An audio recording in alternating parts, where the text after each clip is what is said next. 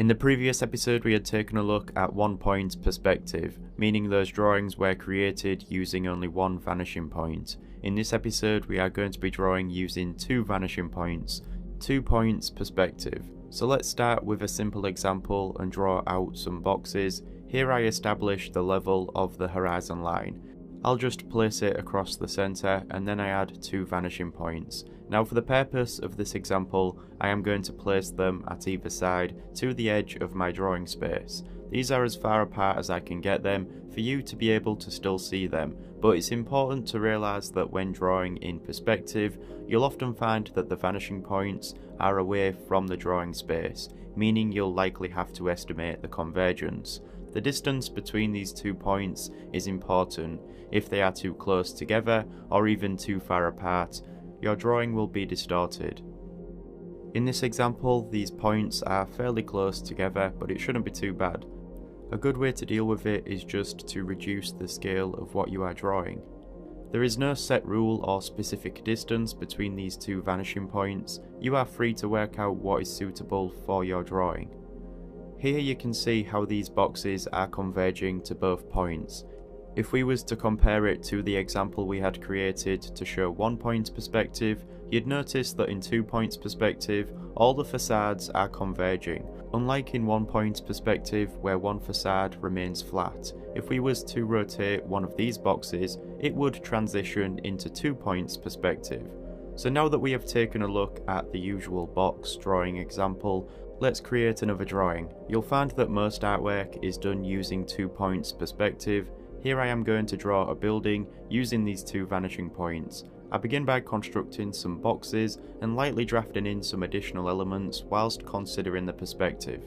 Here I'm using a ruler and bringing my lines from each of the vanishing points. Also pay attention to how I draw through these boxes, showing all of the edges and getting a better idea of the volume that I'm working with. This is important when it comes to construction because I'm able to see through the box. I can easily build on this.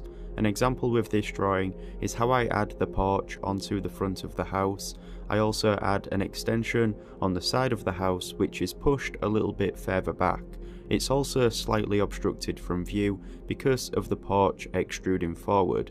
This is also due to the angle of this building, and this is in 2 points perspective, so we have both of these sides visible and converging to the vanishing points. Also notice how everything starts to reduce in scale as it converges. This can easily be seen when I draw the windows on this house. I also use some duplication techniques to construct this, but I will be covering those in a later video.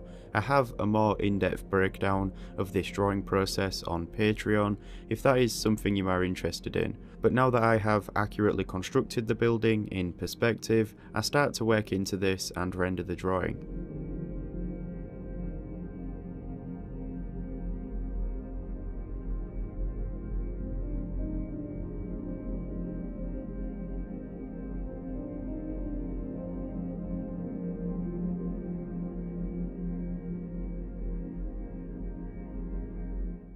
So that is one example of a fairly simple drawing in 2 points perspective. So now let's create another example, but this time I'm going to place one of the vanishing points away from the drawing space. This is often the case when drawing. Sometimes both vanishing points are away from the drawing space, meaning you'll have to estimate the direction of the converging lines. I still begin by establishing the horizon line. Knowing that the vanishing points will be positioned on that line, I'm able to jump right into the drawing. By placing my first line, I'm already able to estimate the location of the first vanishing point. Remember, these parallels are directed to the vanishing points, so by taking a ruler and continuing that line, it assists me in making a good guess as I continue to draw. In this example, there is the left vanishing point visible in this drawing space. I have also placed the horizon line higher so that I am drawing this from above.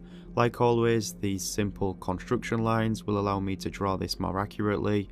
Another useful thing to consider is that your lines will start to angle and level out horizontally as they get closer to that horizon line. Just knowing that will assist you greatly. There are technical methods and ways to accurately work in a situation like this, involving grids and more advanced techniques. I will be covering those later in this series. For now, this example gives a good idea of what you can expect when drawing. It doesn't have to be 100% accurate. If your ability to estimate the convergence is close enough, then the drawing should look correct. And a lot of the time you'll likely just be freehanding your drawings. In some cases, you won't even have any construction lines. You might also notice that a lot of these early examples remain very geometric, consisting of flat surfaces and hard edges. These subjects are often easier to draw in perspective, but as we progress through these videos, we will begin to draw more organic shapes and